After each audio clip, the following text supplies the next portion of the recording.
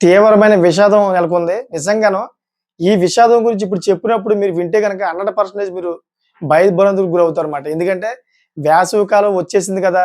చక్కగా సెలవులు ఇచ్చేసారు కదా! మేము ఫ్యామిలీ ట్రిప్ ఏసేసుకుందాం. ఇంకెక్కడికైనా ఎళ్ళిపోదాం. చక్కగా హాయిగా తిరుగుదాం అని చెప్పేసి చాలామంది చాలా ప్లానింగ్‌లేసుకుంటా ఉంటారు. అదే విధంగా ఇదే ఆలోచనతోటి ఒక ఫ్యామిలీ కాదు దగ్గర దగ్గర 3, 4 ఫ్యామిలీలు కలిపి ఒక మంచి ప్లానింగ్ యేసుకున్నారు. ప్లానింగ్ యేసుకోవడం వరకు బాగానే ఉంది గానీ, ఇప్పుడు జరిగిన ఈ సంఘటన వల్ల దాంట్లో దగ్గర దగ్గర 10 మంది చనిపోయారు ఒకేసారి.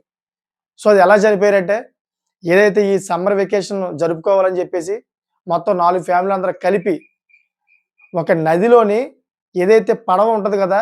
ఈ పడవలోని మొత్తం కొండలన్నీ, అందాలన్నీ చూద్దామని జెప్పేసి దాంట్లోని ప్రయాణించడం జరిగింది.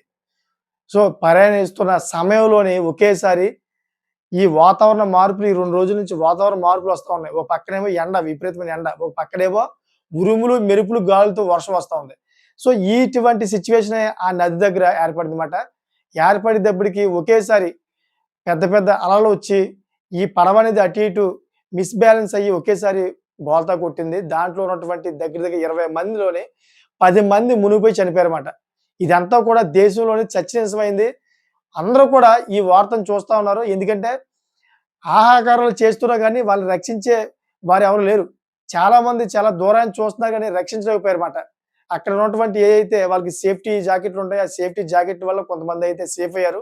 అంతే కాకుండా కొంతమంది యువకులు చాలా దూరం నుంచి వాళ్ళని రక్షించడానికి ఇంకో బోటేసుకొనొచ్చి కొంతమంది సేఫ్ జాకెట్లేసుకొని ఉన్నారు. వాళ్ళందరూ కూడా ఎక్కించుకున్నారు. మిగతా వాళ్ళందరూ కూడా మిస్సింగ్ అయ్యారు. 10 మంది దాకా అయితే చనిపోయారని చెప్పి తెలుస్తోంది. ఇదంతా కూడా నర్మదా నదిలో జరిగింది. నర్మదా నది అదేవిధంగా మధ్యప్రదేశ్‌లో ఉంది. ఏదైతే జబల్పూర్ ఉందో, జబల్పూర్ దగ్గర ఉందన్నమాట.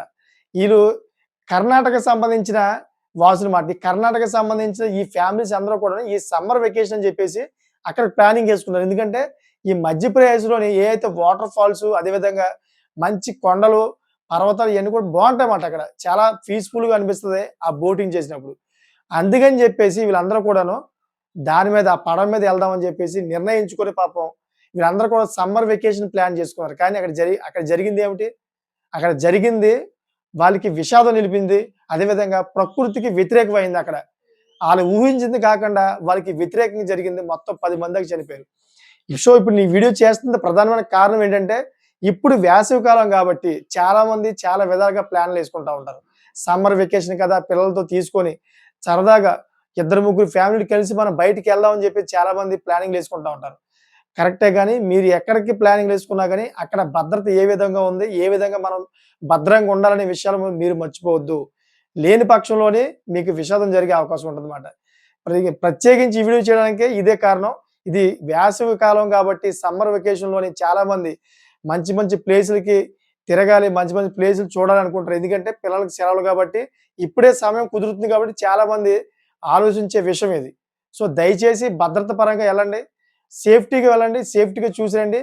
మీరు ముందుగానే అవగాహన తెచ్చుకోండి. ఇక్కడ ప్రమాదం పొంచి ఉందా? లేదా? అనే విషయం మీద ఒక అవగాహన తెచ్చుకోండి. లేని పక్షంలోని ఈ ప్రమాదాలకు గురవుతూ ఉంటామన్నమాట. చూసారు కదా! ఇటువంటి లేటెస్ట్ ఇన్ఫర్మేషన్ కోసం నా ఛానెల్ సబ్స్క్రైబ్ చేసుకోండి. Thank for watching friends.